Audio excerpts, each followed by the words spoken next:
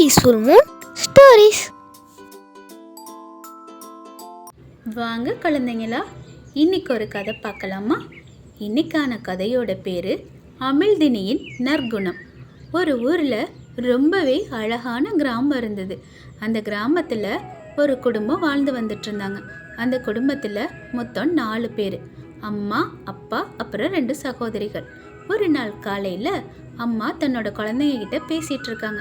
என்னம்மா, காலையில் எந்திரிச்சிட்டிங்களா? சரி, சீக்கிரம் ரெடி ஆகுங்க, ஸ்கூலுக்கு போகணும் இல்லையா அப்படின்னு அவங்க அம்மா தன்னோட குழந்தைங்க கிட்ட பேசிகிட்டு இருக்காங்க. அப்புறம் அந்த குழந்தையில அமிழ்தினிங்கிறவங்க தான் சின்ன பொண்ணு, கவிதினிங்கிறது பெரிய பொண்ணு. அமிழ்தினி தன்னோட அம்மா கிட்ட சொல்லிட்டு இருக்கா, அம்மா, நாங்கள் எப்போவோ ரெடி ஆயாச்சு, சாப்பாடு மட்டும் கொடுங்க, சாப்பிட்டுட்டு கிளம்புறோம் அப்படின்னு சொல்கிறா. அப்புறம் அவங்க அப்பா சொல்கிறாங்க, ரொம்ப நேரமாக நான் டீக்காக கேட்டுட்ருக்கேன், யாருமே நான் கூப்பிட்டதை கவனிக்கவே இல்லை, கவிதினி கிட்ட தான் சொன்னேன், கவிதினி சுத்தமாக கேட்கல அப்படின்னு சொல்கிறாரு. கவிதினி, ஆமாம் அப்பா கூப்பிட்டாங்க, நான் கொஞ்சம் வேலையாக இருந்தேன், அதனால தான் கவனிக்கலை. ஆனால் கவிதினி எப்பயுமே அவங்க வீட்டில் யார்கிட்டையுமே நல்ல பேர் வாங்க மாட்டா, யார் சொல்கிறதையும் கேட்க மாட்டா, அந்த மாதிரி பொண்ணு. ஆனால் அமிழ்தினியும் அதுக்கு நேர்மாறான பொண்ணு. ரொம்பவே எல்லார்கிட்டையும் பாசமாக அன்பாக பேசுவாள். அப்போது அமிழ்தினி சொல்லிகிட்டு இருக்கா அம்மா கிட்ட, அம்மா, அப்பா கூப்பிட்டதை நான் கவனிக்கலம்மா, மன்னிச்சிருங்கம்மா அப்படின்னு சொல்கிறா. சரி சரி, பரவாயில்ல விடுங்க, டீ தானே வேணும், இதோ நான் எடுத்துகிட்டு வரேங்க. சரிங்க, நீங்களும் சாப்பிட்டுட்டு பசங்களை ஸ்கூலுக்கு விட்டுட்டு அப்படியே வேலைக்கு போங்க அப்படின்னு சொல்லிட்டு அவங்க அம்மா அவங்க அப்பாவுக்காக டீ போட போயிட்டாங்க. டீ போட்டு அப்புறம் எடுத்துகிட்டு வந்து, சரிங்க, டீயை குடிச்சிட்டு பசங்களை கொண்டு போய் ஸ்கூலில் விட்டு வந்துடுங்க அப்படின்னு சொல்கிறாங்க. அப்புறம் அப்பாவோ, பசங்களா சீக்கிரம் சாப்பிட்டு தயாராகுங்க, நான் வேலைக்கு போகிற வழியில் உங்களை ஸ்கூலில் விட்டுட்டு அப்படியே போகிறேன் அப்படின்னு சொல்கிறாங்க. அப்புறம் அப்பா 2 பொண்ணுங்களையும் ஸ்கூலுக்கு அழைச்சிட்டு போகிறாரு. போகிற வழியில் தான் 2 பொண்ணுங்கள்கிட்டையும் நல்லா படிக்கணும், நல்ல பேர் வாங்கணும் அப்படின்னு சில அறிவுரைகள் சொல்கிறாரு. அதுக்கு அமிழ்தினி, கண்டிப்பாக நாங்கள் நல்லா படிப்போம்ப்பா, எங்களை நினச்சி கவலைப்படாதீங்க, சரி நீங்கள் வேலைக்கு கிளம்புங்க, நாங்கள் அப்படியே ஸ்கூலுக்கு போகிறோம் அப்படின்னு சொல்லிட்டு அமிழ்தினி அவங்க அப்பா கிட்ட பேசிகிட்டு இருக்கா. போயிட்டு வாங்கப்பா அப்படின்னு சொல்லிட்டு 2 பேரும் ஸ்கூலுக்கு கிளம்புறாங்க. அப்போது அமிழ்தினி கவிதினி கிட்ட சொல்லிட்டு இருக்கா, அக்கா, இன்னைக்கு அப்பா வந்தோடனே நம்ம அப்பாவோடையே போவோம்க்கா வீட்டுக்கு, அப்பா சொன்ன மாதிரி நம்ம நல்லா படிக்கணும், அப்பாவுக்கு நல்ல பேர்லாம் வாங்கி கொடுக்கணும்க்கா அப்படின்னு சொல்லிட்டு இருக்கா அமிழ்தினி. உடனே கவிதினி, சரி சரி போதும், நிறுத்து, எல்லாம் எனக்கு தெரியும், நீ என்னவோ ரொம்ப பெரிய பொண்ணாட்டம் ஓவராக பேசிகிட்டு இருக்க, எப்பத்தாலும் எனக்கு அட்வைஸ் பண்ணிக்கிட்டு, எனக்கு எல்லாம் தெரியும், நீ உன் வேலையை பாரு அப்படின்னு திமிரா பேசுகிறா கவிதினி. கவிதினிக்கு கொஞ்சம் கூட அமிழ்தினியை கண்டாலே பிடிக்காது. அவளை பார்த்தாலே எரிஞ்சு விழுவா. அவகிட்ட மட்டும் இல்லை, அவங்க அம்மா அப்பா கிட்ட கூட சரியாக பேச மாட்டா. ஏன்னா அவளுக்கு அமிழ்தினியை பிடிக்காததுனால அவங்க அம்மா அப்பா கிட்டையும் சரியாக பேச மாட்டா. அப்புறம் சாயந்தரம் ஸ்கூல் விட்டு அவங்க அப்பா, ஸ்கூலில் இன்றைக்கி என்னென்னம்மா நடந்துச்சு அப்படின்னு சொல்லிட்டு ஆர்வமாக 2 பொண்ணுங்களையும் வீட்டுக்கு அழைச்சிட்டு போயிட்டு இருக்கிறாரு. அப்போது அமிழ்தினி ஸ்கூலில் இன்றைக்கி நடந்ததெல்லாம் சொல்லிகிட்டு இருக்கா.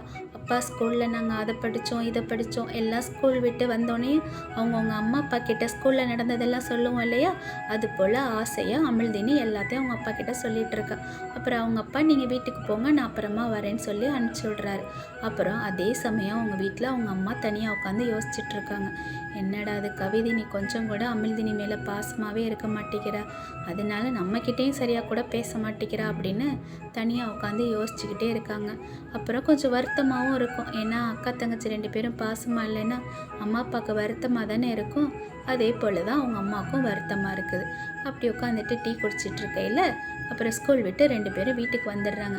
வந்தோடனே அவங்க அம்மா, என்ன ஸ்கூல்லாம் முடிஞ்சாச்சா, டீ போட்டு தரவா உங்களுக்கு, என்ன சாப்பிட்றதுக்கு வேணும் அப்படின்னு ரொம்பவே ஆர்வமாக கேட்டுட்ருக்குறாங்க. உடனே அதுக்கு அமிழ்தினி ஒரு மாதிரி ரொம்ப சோகமாக மூஞ்ச வச்சிட்ருக்கா. அப்புறம் அவங்க அம்மா கேட்குறாங்க, என்ன அமிழ்தினி, ரொம்ப சோகமாக இருக்க, ஏதாவது பிரச்சனையாம்மா அப்படின்னு கேட்குறாங்க. உடனே அமிழ்தினி, அதெல்லாம் ஒன்றும் இல்லைம்மா, எதுவும் பிரச்சனை இல்லை, நான் நல்லா தான் இருக்கேன், கொஞ்சம் டயர்டாக இருக்குது, அதனால தாம்மா அப்படி இருக்கேன், ஒன்றும் இல்லைம்மா அப்படின்னு சொல்கிறா. உடனே கவிதினி, அதெல்லாம் ஒன்றும் இல்லைம்மா, நான் தான் திட்டினேன், எப்போ பார்த்தாலும் எனக்கு அட்வைஸ் பண்ணிக்கிட்டு என்னமோ அவள் தான் அக்காவை போல் என்னைய ரொம்ப மிரட்டுறா, திட்டுறா, எனக்கு பிடிக்கவே இல்லைம்மா அவள் பேசுகிறதே அப்படின்ட்டு திமிரா சொல்லிகிட்ருக்குறா. இது அம்மா அப்படியே ரொம்ப சோகமாக பார்த்துட்ருக்காங்க. என்னடா அது, கவிதினி எப்போ பார்த்தாலும் அமிழ்தினி திட்டிகிட்டே இருக்காளேன்னு நினச்சிட்ருக்காங்க. அப்புறம் கவிதினி, சரிம்மா நான் ஃப்ரெஷ் ஆகிட்டு வரேன்னு சொல்லிட்டு கிளம்பிடுறான். அப்புறம் அவங்க அம்மா அமிழ்தினிக்கிட்ட சரிம்மா கவலைப்படாத, அக்கா கொஞ்சம் கோவக்காரி, எப்போ பார்த்தாலும் திட்டிகிட்டு இருக்கான்னு நினச்சி கவலைப்படாத, சரியாயிடுவா, சீக்கிரமே நம்மளை புரிஞ்சுக்கோ அப்படின்னு அவங்க அம்மா அட்வைஸ் பண்ணிகிட்ருக்காங்க. அதுக்கு அமிழ்தினி, அதெல்லாம் ஒன்றும் இல்லைம்மா, நான் ஒன்றும் கவலைப்படல, என் அக்கா தானே, பரவாயில்ல, திட்டினா என்னம்மா, கூடிய சீக்கிரத்தில் அக்கா மாறிடுவான்னு எனக்கு நிறைய நம்பிக்கை இருக்குது, நீங்கள் ஒன்றும் கவலைப்படாதீங்கம்மா அப்படின்னு அமிழ்தினி அவங்க அம்மா கிட்ட சொல்லிகிட்டு இருக்கா. அதே சமயத்தில் அவங்க அம்மா, நான் நாளைக்கு ஊருக்கு போகணும், நீங்கள் 2 பேரும் பத்திரமா இருங்க, சனி ஞாயிறு தானே, எல்லாமே நான் சமைச்சு வச்சுட்டு போகிறேன், வீட்டில் அமைதியாக சாப்பிட்டுட்டு 2 பேரும் சண்டை போட்டுக்காமல் அன்பாக இருக்கணும், நான் ஊருக்கு போயிட்டு வரேன் அப்படின்னு சொல்லிட்டு அமிழ்தினி கிட்ட சொல்லிகிட்டு இருக்காங்க. நீங்கள் போயிட்டு வாங்கம்மா, நாங்கள் பத்திரமா இருக்கோன்னு சொல்கிறா. அதே சமயம் கவிதினியும் வந்துடுறா. கவிதினிக்கிட்டேயும் அவங்க அம்மா சொல்கிறாங்க, நான் ஊருக்கு கிளம்புறேம்மா, நாளைக்கு நானும் அப்பாவும் ஒரு வேலை விஷயமா காலையிலே கிளம்பிடுவோம் அப்படின்னு சொல்லிட்டு இருக்காங்க. உடனே கவிதினி, நீங்கள் போயிட்டு வாங்கம்மா, நாங்கள் பத்திரமா இருந்துக்கிறோம், அதெல்லாம் ஒன்றும் பிரச்சனை இல்லை, நான் பார்த்துக்கிறேன், சனி ஞாயிறு தானே, நல்லா தூங்கி ரெஸ்ட் எடுத்துக்கிறோம், நான் பார்த்துக்கிறேம்மா அப்படின்னு சொல்லிட்டு இருக்கா கவிதினி. உடனே அம்மா, சரிம்மா 2 பேரும் பத்திரமா இருங்க, நான் காலையிலே சீக்கிரம் போயிடுவேன், உங்களுக்கு தேவையானதெல்லாம் செஞ்சு வச்சுட்டு போயிடுவேன் அப்படின்னு சொல்கிறாங்க. கவிதினியும், சரிம்மா நான் பார்த்துக்கிறேம்மா, நீங்கள் போங்க அப்படின்னு சொல்கிறா. அப்புறம் மறுநாள் காலையில் அமிழ்தினி தன்னோட அக்காவுக்கு டீ போட்டுட்டு ஆசையாக போய் எழுப்புறா. அக்கா எந்திரிக்கா, அம்மா காலையிலே கிளம்பிட்டாங்க, இந்த டீயை குடிச்சிருக்கா, டீயை குடிச்சிட்டாவது தூங்குக்கா அப்படின்னு சொல்கிறா. அப்புறம் அவளை தொட்டு பார்த்தா ரொம்ப காய்ச்சல் அடிக்குது. அதை பார்த்தோன்னையும் அமிழ்தினிக்கு பயமாயிடுது. அக்கா என்னக்கா, எனக்கு இவ்வளோ காய்ச்சடிக்குது, நீ எதுவுமே என்கிட்ட சொல்லலை, எனக்கு பயமாக இருக்குதுக்கா, ஆஸ்பத்திரி ஏதாவது போகுமா, அம்மா அப்பா ஃபோன் பண்ணி வர சொல்லவா அப்படின்னு சொல்கிறா. உடனே அதுக்கு கவிதினி, அதெல்லாம் ஒன்றும் வேண்டாம், டீ தானே கொடுக்க வந்த, கொடு, நான் பார்த்துக்கிறேன், எனக்கு ஒன்றும் பண்ணல, எனக்கு எல்லாம் சரியாயிரும், நீ கிளம்புவோம் வேலையை பாரு அப்படின்னு சொல்லிட்டு இருக்கா கவிதினி. உடனே ஒரு மாதிரி ரொம்ப சோகமாக அமிழ்தினி தன்னோட அக்காவை பார்த்துட்ருக்கா. என்னக்கா இப்படி சொல்கிற, உனக்கு உடம்பு சரியில்லைனா என்னால் தாங்க முடியாதுக்கா, எனக்கு ரொம்ப கஷ்டமாக இருக்குது, ஏன்க்கா என்னை எப்போ பார்த்தாலும் திட்டிக்கிட்டே இருக்க, என்னை பிடிக்காதாக்கா உனக்கு, நீனா எனக்கு எவ்வளோ இஷ்டம் தெரியுமா, எனக்கு ஒன்றுனா ரொம்ப ரொம்ப பிடிக்கும்க்கா, என்னை பிடிக்கலைன்னா சொல்லுக்கா, நான் எங்கேயாவது ஹாஸ்டலில் போய் படிச்சுக்கிறேன்க்கா, நீயாவது அம்மா அப்பாவோட சந்தோஷமாக இரு, என்னால் உனக்கு அம்மா அப்பாவையும் பிடிக்க மாட்டேங்குது, அவங்கக்கிட்ட கூட நீ சரியாக பேச மாட்டேங்கிற அப்படின்னு சொல்கிறா. இதை கேட்டோன்னே கவிதினிக்கு ஒரு மாதிரி மனசு ஆகிடுது. என்ன அப்படிலாம் ஒன்றும் இல்லையே, நான் சும்மா தான் அப்படின்னு சொல்லிட்டு படுத்துடுறா. அவளுக்கு ஒரு மாதிரி மனசே உறுத்துது. என்னடா அது, நம்ம தங்கச்சி நம்ம மேலே இவ்வளோ பாசமாக இருக்கா, நம்ம அவகிட்ட எப்போ பார்த்தாலும் மூஞ்ச காட்டிகிட்டு இருக்கோமோ அப்படின்னு சொல்லிட்டு தூங்கிட்டு இருக்கா. ஆனால் அவளுக்கு மனசுக்குள்ளே இதே எண்ணம், நம்ம ரொம்ப தான் திட்டோம் போல இருக்குது, நம்ம தங்கச்சியோட அன்பை நம்ம புரிஞ்சிக்கவே இல்லை, நமக்கு உடம்பு சரியில்லைன்னு எவ்வளோ அக்கறையாக கவனிச்சிட்ருக்கா அப்படின்னு மனசுக்குள்ளே நினச்சிட்டு படுத்துருக்குறா. அப்புறம் எந்திரிச்சு உடனே தான் தங்கச்சிக்கிட்ட ரொம்பவே பாசமாக பேசிகிட்ருக்கிறா. அப்புறம் அமிழ்தினி, என்ன நீ சாப்பிட்டியா, நான் உன்னை எதுவுமே கேட்கவே இல்லையே, நான் பாட்டுக்கு படுத்துட்டேன், இப்போ கொஞ்சம் பரவாயில்ல, நீ என்னை நல்லா பார்த்துக்கிட்ட அப்படின்ட்டு அவளோட குரல்லையே ரொம்ப வித்தியாசம் தெரியுது. கொஞ்சம் பாசமாக பேச ஆரம்பிக்கிறா. உடனே அமிழ்தினி, நான் நல்லா சாப்பிட்டேன்க்கா, நான் நல்லாவே ரெஸ்ட் எடுத்தேன், உனக்கு உடம்பு பரவாயில்லையா அப்படின்னு ரொம்ப பாசமாக பேசிகிட்ருக்கா. ரொம்ப 2 பேரும் ஒருத்தர் மேலே ஒருத்தர் பாசமாக இருக்காங்க. இப்போ தான் கவிழ்தினிக்கு அமிழ்தினியோட அன்பு புரியுது. அமிழ்தினி தன்னோட அக்கா கிட்ட அவ்வளோ அன்பாக அவ்வளோ பாசமாக பேசிகிட்ருக்கிறா. 2 பேரும் ஒருத்தர் மேலே ஒருத்தர் ரொம்ப அன்பாக பாசமாக பேசிக்க ஆரம்பிக்கிறாங்க. ஏற்கனவே அமிழ்தினி ரொம்ப பிரியமாக இருப்பா, இப்போது இன்னுமே பாசமாக இருக்கா. அப்புறம் கவிதினி கேட்குறா, என்ன எந்திரிச்சிட்ட அப்படின்னு கேட்குறா. உடனேயும் அமிழ்தினி, அக்கா உனக்கு ஏதாவது நான் சாப்பாடு செஞ்சுட்டு வரேன்க்கா, நீ ரொம்ப டயர்டாக இருப்பில்ல, உனக்கு உடம்பு வேற சரியில்லைல்ல அப்படின்னு சொல்கிறா.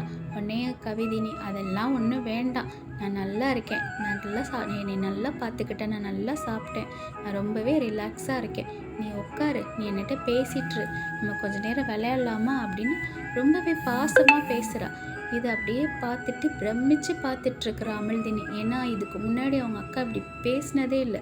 இதை பார்த்துட்டு அவளுக்கு ரொம்பவே சந்தோஷமாக இருக்குது. அப்படியாக்கா, சரிக்கா, அம்மா வர வரையும் விளையாடுவோம், அம்மா இந்நேரம் வந்திருக்கணும், இன்னும் காணும் அம்மாவையும் அப்பாவையும், நேரம் வர வேண்டிய டைம்தான், சரி அம்மா வர வரையும் நம்ம விளையாடுவோம் அப்படின்னு சொல்லிட்டு 2 பேரும் விளையாடலாம் அப்படின்னு யோசிச்சுட்ருக்குறாங்க. அதே சமயத்தில் அவங்க அம்மாவும் அப்பாவும் வந்துடுறாங்க. இவங்க 2 பேரும் பேசிகிட்ருக்கிறத அவங்க அம்மா கேட்டுட்டு, என்னம்மா 2 பேரும் ரொம்ப பிரியமாக பேசிகிட்ருக்கீங்க, என்ன ரொம்ப ஆச்சரியமாக இருக்குது அப்படின்னு சொல்கிறா. அப்போது கவிதினி எந்திரிச்சு, அம்மா வந்துட்டிங்களா, இன்னைக்கு எனக்கு உடம்பு சரியில்லாமல் போயிடுச்சுமா. என்னை எப்படி தெரியுமா அமிழ்தினி பார்த்துக்கிட்டா. நான் அவங்க எல்லாரையும் ரொம்ப கஷ்டப்படுத்திட்டேம்மா. ஏதாவது தப்பு பண்ணியிருந்தா என்னைய மன்னிச்சிருங்கம்மா, சாரிம்மா அப்படின்னு ரொம்பவே மன்னிப்பு கேட்குறா குடும்பத்தை எல்லார்கிட்டேயும். உடனே அதை பார்த்துட்ருக்குற அவங்க அம்மா அப்பா அமிழ்தினி எல்லாருக்கும் ரொம்ப ஆச்சரியமாக இருக்குது. என்ன கவிதினிக்கு இவ்வளோ ஒரு மாற்றம் வந்துருச்சு. எல்லாருக்கும் ஒரு உடம்பு சரியில்லை, ஒரு கஷ்டம் காலம் வரும்போது தான் அடுத்தவங்களோட அன்பே புரியுது இல்லையா. அப்போது அவங்க அப்பா பேசிகிட்ருக்கிறாரு. என்னம்மா நீ அப்படி பேசுகிற? ரொம்ப சந்தோஷமாக இருக்கும் உன்னைய பார்க்க. நீ நல்ல பொண்ணு தாம்மா.